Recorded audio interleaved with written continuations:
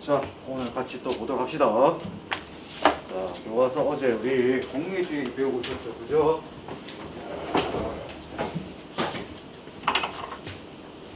자, 오늘은 우리가 배울 학습 내용은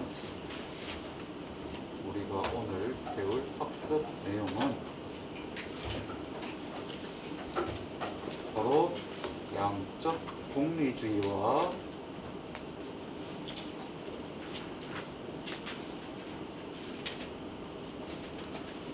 질적 공리주의의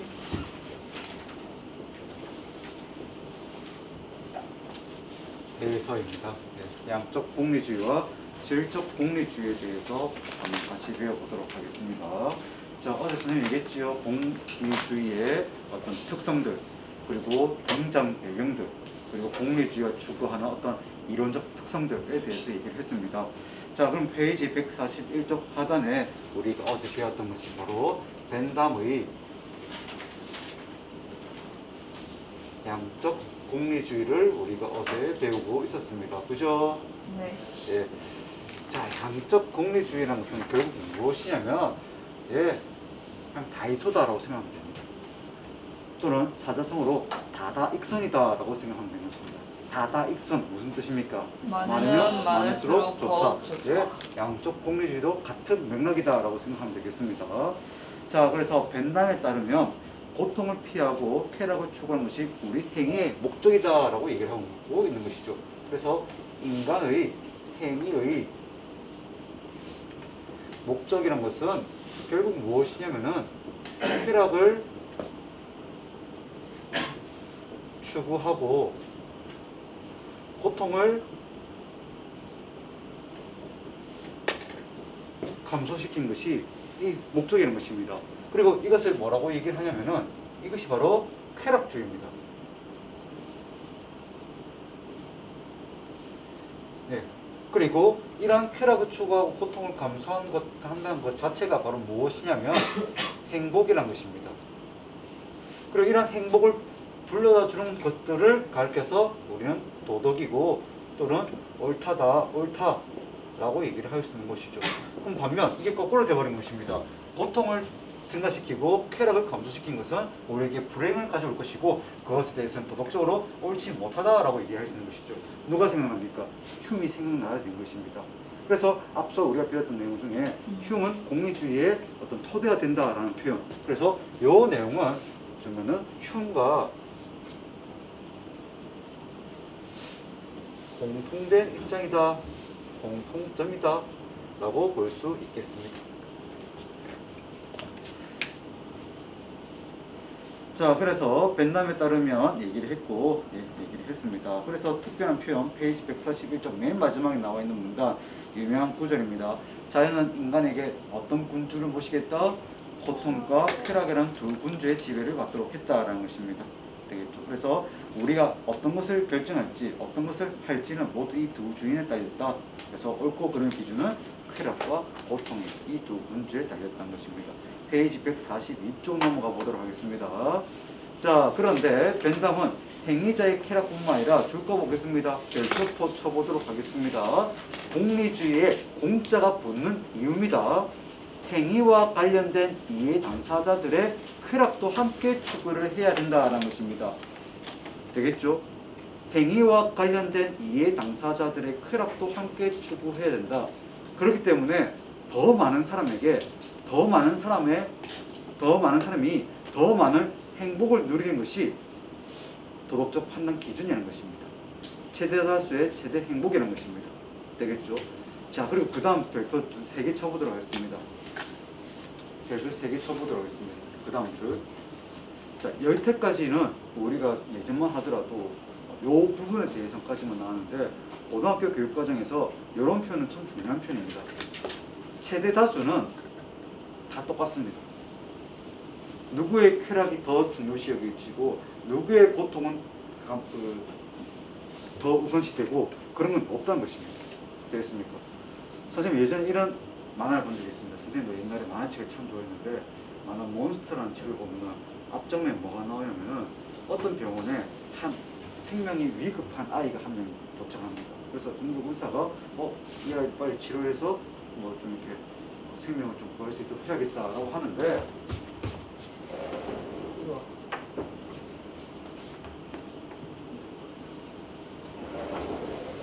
갑자기 전화가 오는 것입니다. 빨리 와. 우리 지역 국회의원이 교통사고 나서 우리 병원에 왔으니까 빨리 와서 빨리 치료해.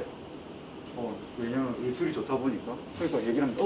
저는 지금 먼저 어린이부터 좀 이렇게 치료해야 될 것 같은데 그러니까 무슨 소리야? 그 국회의원이 우리한테 지원해 주는 돈이 얼마인 줄 알고 그렇게 하는 소리야? 빨리 와! 그래서 이렇게 얘기를 하는 장면이 나온다는 것입니다. 되겠죠? 그럼 이 병원장 입장에서는 누구의 고통을 가려앉혀주는 것이 더 우선무라는 것입니까? 국회의원. 국회의원. 되겠습니까? 그럼 이런 관점을 우리가 봤을 때 그게 뭐야?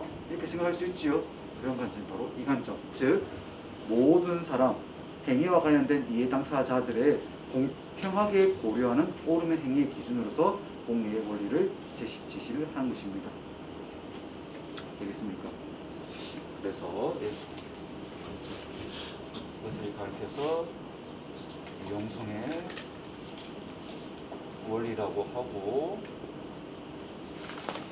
최대다수의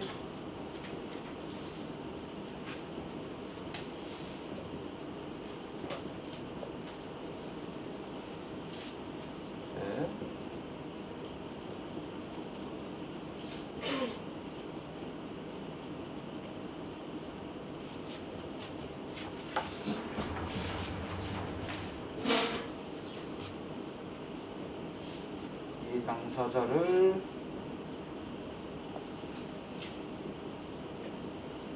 고려해야 되고 그리고 이러한 이해 당사자들에 대해서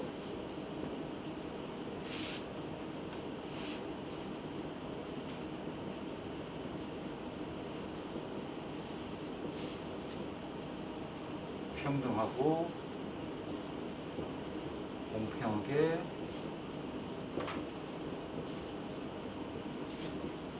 고려를 해야 되는 것입니다. 되겠습니까? 그래서 어쩌면 벤담의 양적 공리주의하면은 우리는 늘 여기에 포커스를 맞춥니다. 관련된 다수의 이해 당사자들의 고려해서 그들에게 가장 많은, 가장 큰 물론 안 되는가요? 이제 됩니다. 됩니까? 네, 아침에는 안 되다가 예. 이제 트니까 돼서 잘 되는 거죠. 뜨면 안 되는데 아, 그래요. 켰다가 어느 순간 또 갑자기 또 한 5분 이내로 짧은 시간에 그냥 꺼졌는데 지금은 계속 그런데 이 벤담이 이런 공리주의가 이렇게 정착을 하고 또 이렇게 오랫동안 유명세를 타는 이유는 결국 이것 때문입니다. 이해 당사자들 이 시기에 선생님이 얘기를 했죠. 빈부격차도 심했고 여전히 귀족이라는 개념이 남아있고 또는 어떤 지배계급, 피지배계급이 있었는데 벤담은 그런 것을 고려했다 안 했다? 안 했다는 것입니다. 좀 더 높은 지위, 좀 더 부자, 좀 더 귀족의 쾌락이나 평민, 가난한 사람의 쾌락이나 또는 그들의 고통이나 그리고 이들의 고통 모두 어떤 수준이다? 평등하게 고려를 해야 된다라는 것입니다. 벤담을 할 때는 이 내용은 또 잘 나오진 않습니다. 이 내용은 잘 나오지 않지만은 교과서에 나와 있기 때문에 인사 시험 문제에서는 충분히 출제될 수 있는 부분이죠. 되겠죠? 네, 그래서 이해 당사자들에게 평등하고 공평하게 고려할 것을 얘기했다. 그래서 이것을 가격에서 뭐라고 하면은 바로 이 이용성 원리 안에 담겨져 있는 평등의 원리다라고 생각하면 되겠습니다. 평등의 원리가 내재되어져 있다라는 것입니다.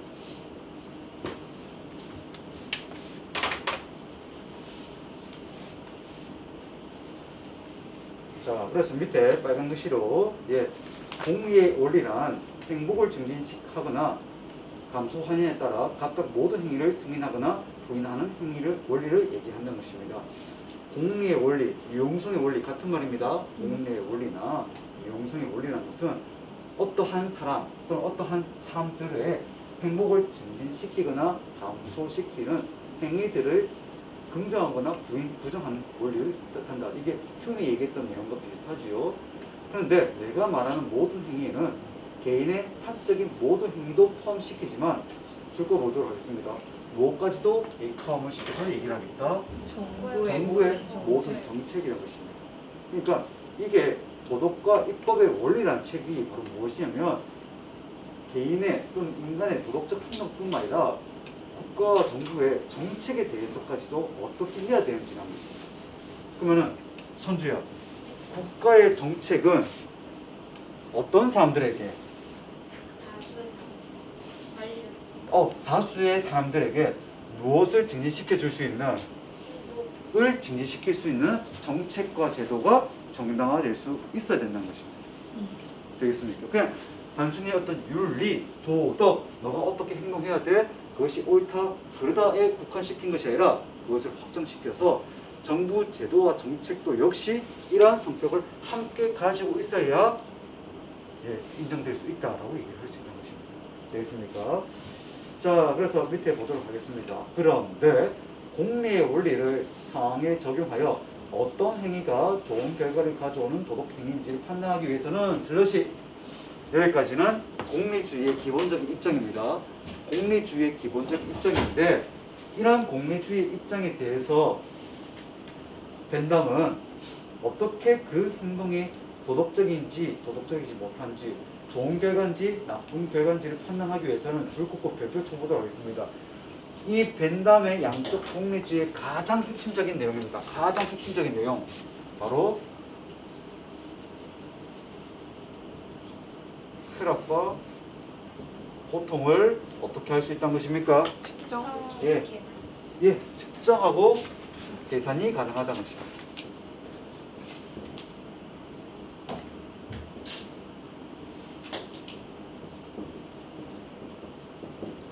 어떻게 보면 윤리의 수학하죠. 윤리의 과학하기도 하고 윤리의 수학파라고도 볼 수 있다는 것입니다. 그게 어떻게 됐어?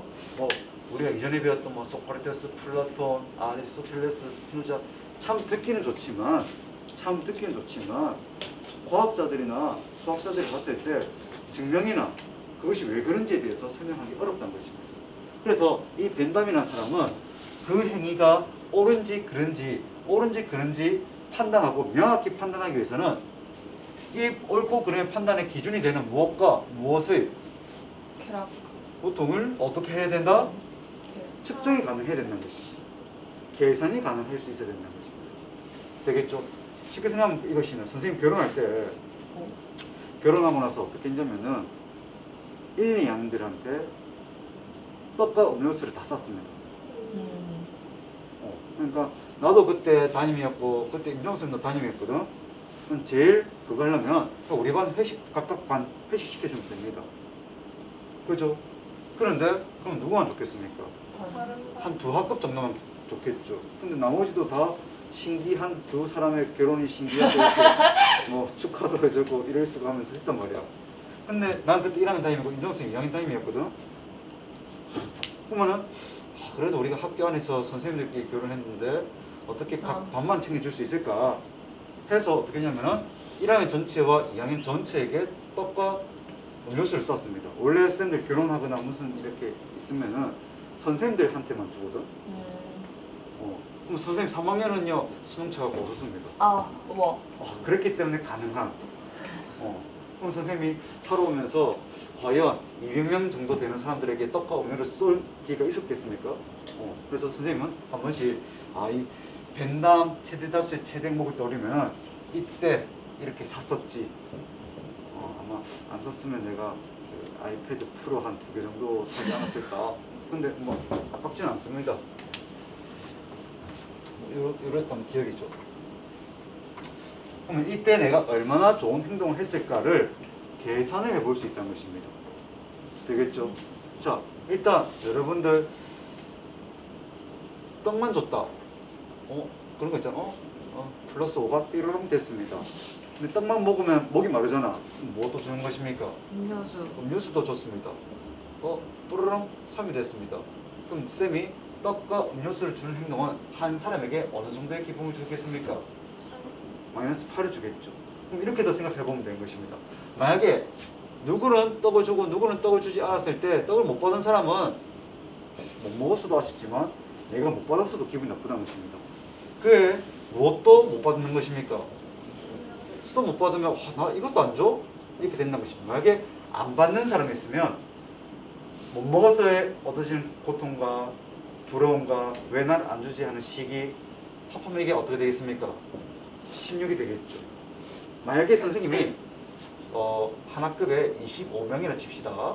네 학급이고 2학년도 25명의 네 학급이라 칩시다. 만약에 선생님과 임종욱 선생님 반 학생들에게만 썼다면은 이렇게 하고 어떻게 되겠습니까? 150. 이렇게 되겠죠. 계산해 볼까? 이거 계산해 봐라. 빨리. 250년 240? 이렇게 아니 뭐 2,400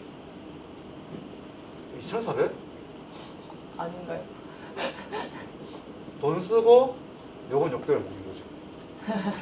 선생님 만약에 선생님 반과 임정욱 선생님 반 학급의 25명에게만 떡을 줬다면 와 우리도 축하해줬는데 우리는 주지도 않고 먹지도 않고 뭐 우리는 뭐 너네 학교에 가 하면서 시기 출출받아서 떡을 산다고 쓴다고 돈만 썼지 무엇을 얻게 된 것입니까? 마이너스.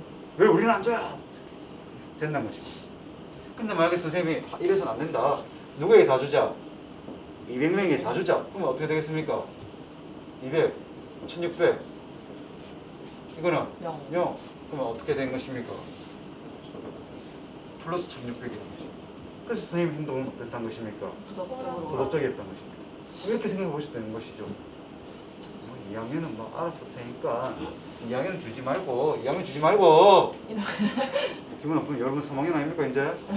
1학년 한테만 주자 라는 결정을 내렸습니다. 그럼 선생님 어떻게 되겠습니까? 100. 100. 100. 100. 근데 어떻게 되겠죠? 마이너스 800이 된 거죠. 좋은 행동입니까? 나쁜 행동입니까? 나쁜 행동. 나쁜 행동이라는 거죠. 그러니까 이 쾌락과 고통의 측정과 계산이 가능하다는 것은 정말 대단한 발견이라는 것이 무엇이냐면 너가 도덕적인지 비도덕적인지 어떻게 할 수 있다는 것입니까? 측정. 수식화 또는 함수화할 수 있다는 것입니다.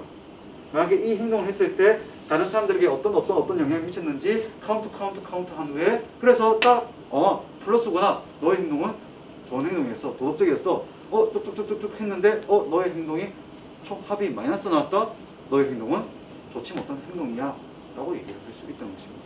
되겠죠? 자 그러면 더 중요한 거 쾌락과 고통을 측정과 계산이 가능하게 하기 위해서는 어떻게 해야 되겠습니까?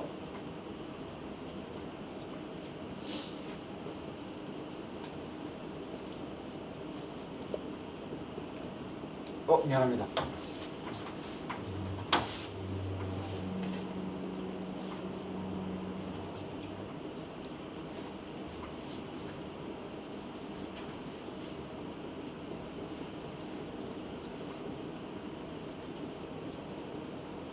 양쪽으로는 차이가 있습니다. 양쪽으로만 차이가 있습니다. 많고 적다, 무겁다, 가볍다. 양쪽으로만 차이가 있지 무엇의 차이는 없다는 것입니까? 수준의 차이는 없다는 것입니다. 자, 고급 레스토랑 가서 먹는 소고기 스테이크 500g과 정말 맛있는 소 수육집에 가서 500g 먹는 거 다르겠죠? 하지만 먹었을 때 내 체중이 늘어난 것은 500g에서 어떻단 것입니까? 똑같은 것입니다. 그것이 소화되어서 다른 형태로 나온 것도 어떻단 것입니까? 똑같은 것입니다. 과학적으로 봤을 때도 두 성분이 같다 다르다? 똑같다는 것입니다. 근데 우리는 어디를 더 가고 싶습니까? 만약에 데이트를 한다면 고급 레스토랑 가서 띠디디디디디디 하는 소리 듣고 맛있네 미디움 하면서 이렇게 그게 더 좋다는 것입니다. 근데 벤담은 그래 생각한다 안 한다? 안 한다는 것입니다. 어차피 고급 레스토랑 가고 10만 원 내서 먹든 소수육집 가고 3만 원 내서 먹든 내 몸에 들어와서 소고기에 기쁨을 주는 것은 어느 정도다? 똑같은 것입니다. 되겠습니까? 그럼 가방을 10개 받고 싶습니까? 1개 받고 싶습니까? 10개. 짝퉁 10개, 진품 1개. 진품. 짝퉁 10개가 될 수도 있다는 것입니다. 어차피 똑같은 거니까. 되겠죠? 자, 계속 보도록 하겠습니다. 자, 그래서 양쪽 공리주의, 다시 쾌락과 고통의 양을 측정하고 계산할 수 있어야 된다. 자, 이어서 벤담은 모든 쾌락이 단지 양에서만 차이가 있다. 양에서만. 쭉 가볼까? 양에서만 차이가 있다. 양에서만 차이가 있다. 그럼 무엇에서는 차이가 없다? 질. 질적으로는 차이가 없다는 것입니다. 많고 적음의 차이가 있는 것이지 무엇이 더 뛰어나고 무엇이 더 우수하다는 것은 없다는 것입니다.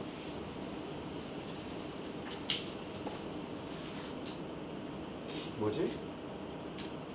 그 이마트 같은 데 보면은 무인 양품인가? 그런 것도 있고 모던 하우스 이런 것도 있고 한데 들어가서 보면은 한 7, 8천 원 합니다. 근데 다이소랑 비슷합니다. 근데 다이소 가면은 비슷한 게 2, 3천 원 합니다. 그럼 뭐 어떤 선택을 합니까 우리는? 다이소에서 그 돈 주고 한 개 살 바에 몇 개를 삽니까? 2개를 사죠. 그럼 여러분들은 양적 복리주의적 입장에서 그 상품을 구매를 한 것입니다. 그래서 벤담은 이런 쾌락과 보통을 측정과 계산이 가능하게 하기 위해서 7가지 계산 방법을 제시합니다. 7가지 계산 방법을 제시합니다. 되겠죠? 자, 옆에 보도록 할까? 쾌락 계산의 기준에서 7가지가 나옵니다.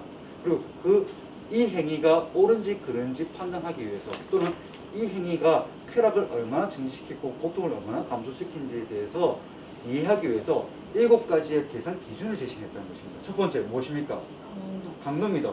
쉽게 얘기하면 우유 한 팩에 제티 반봉지, 제티 한 봉지, 제티 두 봉지 어떤 것이 더 달고 맛있습니까? 두 봉지. 예, 그게 바로 강도라는 것입니다. 되겠죠. 이어서 지속성입니다.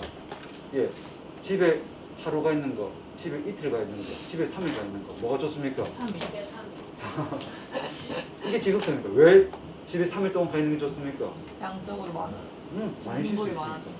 그죠? 확실성. 로또가 만약에 내가 딱 뽑았는데 확실하다. 1등이 확실하다. 어떻겠습니까? 덜덜덜 떨리겠죠. 그러니까 확실하지 않은 것보다 이것이 나에게 쾌락을 확실하게 가져다 줄 것이다. 이것이 기준이 될 수 있다는 것입니다.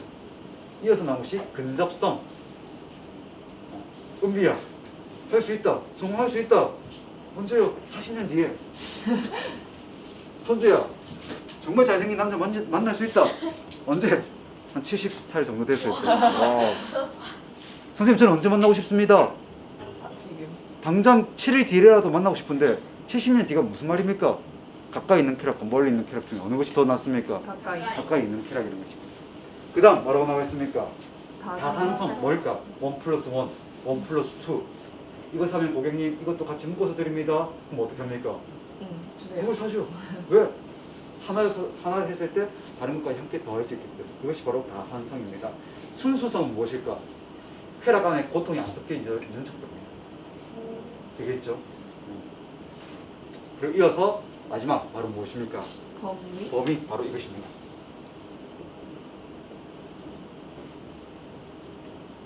되겠죠? 범위. 어렵지 않지요? 예. 이렇게 출제하지는 않을 것입니다.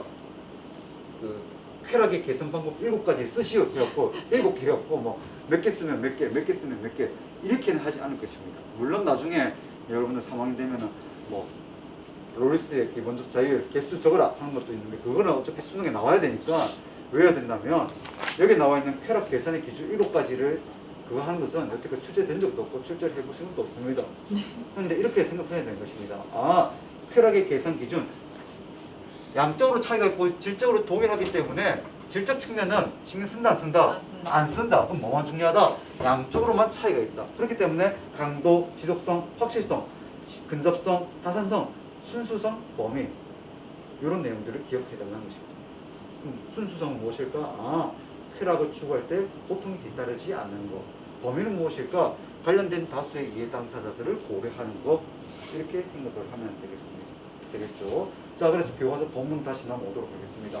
벤담은 모든 쾌락이 단지 양에서만 차이가 난다는 양쪽 공리주의를 전제로 고통과 쾌락을 계산할 수 있는 쭉 써볼까? 예, 선생님이 얘기를 했죠. 그 쾌락과 고통을 계산할 수 있는 7가지 기준을 마련할 수 있었다는 것입니다. 되겠습니까? 자, 그럼 우리 필기 노트를 한번 보도록 하겠습니다. 필기 노트 페이지 46쪽입니다.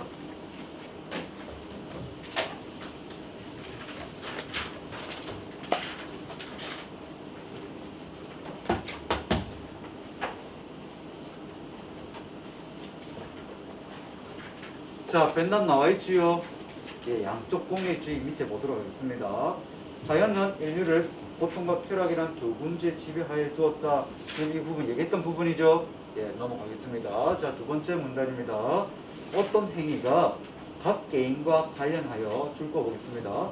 좋은 성향의 정도를 표시한 수치들을 어떻게 하고 모두 더하면 또는 그 행위가 전체와 관련된 해서 지니는 좋은 성향을 파악할 수 있다. 다시 이 행위가 각 개인과 관련된 줄거 볼까? 나쁜 성향들을 정도를 모두 더하면 되겠습니까? 무엇을 할 수 있다? 이 행위가 얼마나 나쁜지에 대해서 성향을 파악할 수 있다는 것입니다. 됐죠? 자, 이제 그 다음 단계입니다. 이들을 어떻게 하여? 비교하여 어떻게 했을 때? 즉 계산했을 때 이 두 좋은 성향의 정도와 그리고 나쁜 성향의 정도를 비교하여 차감했을 때 무엇이 남는다면? 쾌락 쪽. 쾌락 쪽이 남는다면 그 행위는 관련자 또는 사회에 관련돼서도 좋은 성향을 가지게 될 것이다. 그럼 여기서 좋은 성향이라는 것은 무엇이 되겠습니까? 도덕적으로 옳다는 것입니다. 도덕적으로 옳다. 좋다. 도덕적으로 옳다. 또는 그것은 좋은 행동이다. 라고 판단할 수 있다는 것입니다. 하지만 만약에 보통 쪽이 남는다면 또는 마이너스 쪽이 남는다면 그 행위는 사회와 관련해서 어떤 성향을 지닌다? 나쁜 성향을 지니게 될 거라는 것입니다. 그래서 밑에 한번 보도록 하겠습니다. 자, 별표 한 개 쳐보도록 할까요? 자, 사회는 개인의 집합체입니다. 그러니까 여러분들 사회 문화 시간에 배우는 유기치론이 있고 명목론이 있지요. 혹시 배웠습니까? 1학기 때? 유기치론과 명목론, 명목론. 발음하기 어렵네. 둘 중에 공리주의는 유기체론이 아니라 명목론입니다. 그래서 사회는 개인의 집합체입니다. 그냥 사회가 별도로 존재하는 것이 아니라 그냥 10명의 개인이 모여있으면 10명이 모여져 있는 사회가 되는 것입니다. 사회는 딱 그 정도라는 것입니다. 자, 그리고 개인의 행복은 사회 전체 행복과 어떻게 되어져 있습니까? 연결되어져 있습니다. 그런데 선생님 처음에 얘기했죠. 다수의 구성원들의 이익이 떨어지는데 사회 전체의 이익은 증가한다. 이거 말이 된다 안 된다? 하지만 그런 현상이 발생하더라. 그래서 공리주의의 목표가 바로 무엇이라는 것입니까? 개인의 이익과 사회의 이익 또는 개인의 행복과 사회 행복의 조화를 추구했다는 것입니다. 그래서 개인의 행복과 사회 전체 행복은 서로 연결된다. 바로 해서 조화가 되어야 된다는 것입니다. 이게 공리주의의 등장의 가장 큰 출발점이라는 것입니다. 그래서 이러한 조화를 이루기 위해서 제시하는 원리가 바로 방금 수주가 얘기했던 이거라는 것입니다. 되겠습니까? 다수가 불행한데 사회는 행복해질 수 없다. 그럼 어떻게 된다? 사회를 구성하는 최대 다수에게 최대 행복이 되도록 해야 된다는 것입니다. 자, 그래서 그 다음 많은 개인들이 많은 행복을 누리게 된다. 그러면 사회 전체적 행복도 어떻게 될 것이다? 증진하게 될 거라는 것입니다. 그래서 이것을 가르쳐서 뭐라고 한다? 최대 다수의 최대 행복이라고 하고 이것을 가르쳐서 뭐라고 한다? 도덕과 입법의 원리가 되어야 한다는 것입니다. 그 행위가 도덕적인 것인지 또는 그 제도가 법제화되어서 정착화돼야 될지 안 돼야 될지는 이 흐름에 따라서 관련된 다시 얘기하겠습니다. 관련된 다수의 이해 당사자 또는 관련된 다수의 구성원들에게 어떤 영향을 주냐 그것을 판단해라는 것입니다. 되겠습니까? 자, 그래서 밑에 보도록 하겠습니다.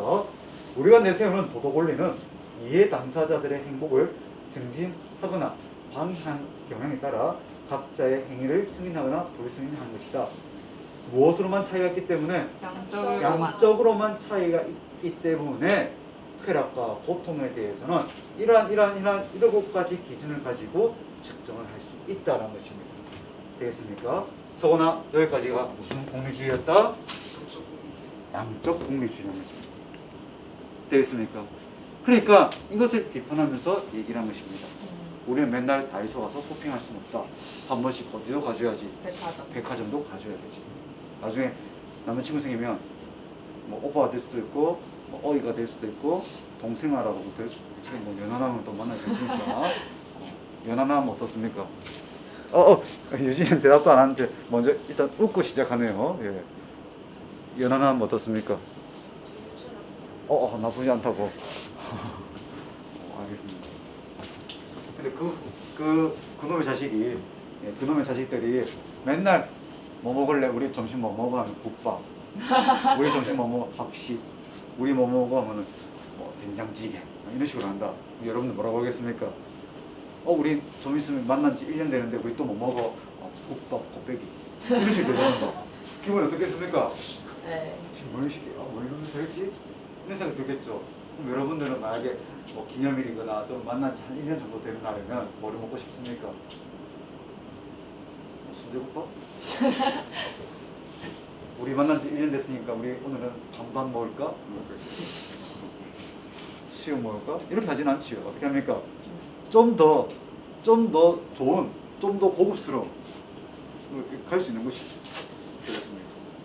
선생님도 그런 거 있잖아. 뭐 무슨 기념일 같은 거 안 챙기면 큰일 날 수 있는 그런 기념일들 갔을 때는 뭐 먹고 싶은 것이 있는지 그냥 맛만 따지는 것이 아니라 뭐도 따집니까? 식당에 분위기도 따지고 그런 것이죠. 되겠습니까? 그러니까 이런 말을 하면서 나타나는 사람이 있다는 것입니다. 그렇게 돼지가 아니다. 우리는 그저 배만 부르면 어허 좋아하는 배부른 돼지가 아니란 것입니다. 때로는 못하더라도 배고프고 힘이 들더라도 생각하고 고민할 수 있는 차라리 인간이 낫다는 것입니다. 쌤과 치히로의 행방불명이라는 애니메이션 봤습니까? 쌤도 애니메이션을 좋아하다 보니까 봤습니다. 앞부분 보면 좀 충격적이죠. 이렇게 맛있는 게 있네 하면서 일본 애니메이션 서원이가 반응을 보이기 시작한 거죠. 지그시 웃습니다. 하지만 서원이 그쪽은 아니지 않나? 하 이런 거 좋아하지 않나? 이런 거 좋아하는 거 아니야? 미안하다 오랬다면 막 먹지요. 그리고 무슨 짜 하니까 엥? 하면서 돌아봤는데 아빠 엄마는 어디 가고 없고 뭐만 나와 있습니까? 배부른 돼지만 남아 있는 거죠. 되겠습니까? 만약에 그 돼지가 좋다면 그 센이 아니라 치히로는 이름 뭐였지? 맞지? 응? 센과 치히로는 같은 겁니다. 닉네임이. 이름이 잃어버리게 되니까 자아 정체성도 이렇게 되는 것이다. 그 여자 주인공이 뭐지? 꼬마로 칩시다. 우리 아빠가 돼지가 됐네. 우리 아빠가 돼지가 됐네. 될 수도 있다는 것입니다. 배부르시잖아요. 뭐 편하시잖아요. 근데 얘는 어떻게 하는 것입니까? 온갖 고생하면서 아빠 엄마를 뭘로 돌리기 위해서 사람은 받는 거예요. 그 말은 배가 부르고 편한 돼지보다는 뭐가 더 좋다는 것입니까? 배고픈 인간. 인간이 더 낫다는 것입니다. 되겠습니까? 우리는 그저 양만 많다고 해서 많이 준다고 해서 배만 부르다고 해서 아이 좋아라 하는 존재는 아니란 것입니다. 우리가 추구하는 우리가 받는 쾌락에도 무엇의 차이가 있다는 것입니까? 질적인 차이. 수준의 차이가 있다는 것입니다. 수주가 아니고 수준의 차이가 있다는 것입니다. 수준이 높은 퀄리티가 높은 쾌락을 추구한다는 것입니다. 그러니까 짝퉁 가방 10개보다는 어떤 가방? 진품 가방 1개가 더 좋다는 것입니다. 왜? 질적으로. 그것이 뭔가 수준이 굉장히 높기 때문에 인간은 그저 양만 추구하는 존재가 아니라 무엇을 추구하는 존재가? 질적 퀄리티를 추구하는 존재라는 것입니다. 그래서 밑에 보도록 하겠습니다. 밀의 질적 공리주의라는 해석 나와 있지요. 자, 밀은 줄 거 보겠습니다. 벤담의 윤리사상을 계승합니다. 그렇기 때문에 이런 이용성의 원리나 또는 이런 쾌락주의나 이런 행복주의 같은 것은 모두 계승을 합니다. 하지만 선생님, 우리는 배부른 돼지만 될 수는 없습니다 라고 얘기를 한 것이죠. 자, 그래서 이를 수정하여 공리주의를 발전시켰다. 그도 벤담처럼 삶의 궁극적 목적을 행복으로 보고 최대다수의 최대 행복이라는 공리의 원리를 강조하였습니다. 하지만 그는 벤담과 달리 줄 거 보겠습니다. 우리는 돼지가 아니야! 라는 것입니다. 벤담과 달리 쾌락에는 질적 차이가 없는 것이 아니라 줄 거 보도록 하겠습니다. 질적인 차이가 있다는 것입니다. 그래서 쾌락의 양만을 중시하는 것이 아니라는 것입니다. 오빠, 우리도 국밥 이제 그만 먹어요. 만난 지 됐는 1년 됐는데 어떻게 국밥 곱빼기에 수육까지 시켜줘요? 저도 어디 가고 싶어요? 레스토랑. 가고 싶어. 가서 스테이크 한번 쓰고 싶어요. 그것이 바로 질적인 차이를 고려한다는 것입니다. 되겠죠.